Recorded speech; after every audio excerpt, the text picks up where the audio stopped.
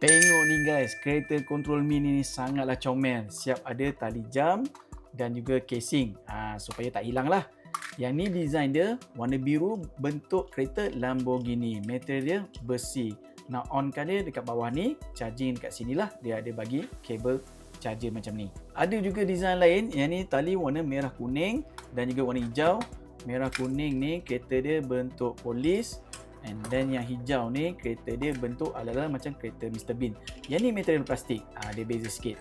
Nak main pun mudah je. Dekat tali jam ni letakkan satu bateri AAA. Kemudian korang on kat belakang ni. Alright. Lepas tu kontrol dia pun ada dua button saja. Depan dan belakang. Depan, belakang. Simple je. So seronok lah untuk bagi kanak-kanak ataupun anak-anak korang yang berumur 3 tahun ke bawah. So kalau korang berminat, ada 3 design, ada banyak design, link aku dah sediakan.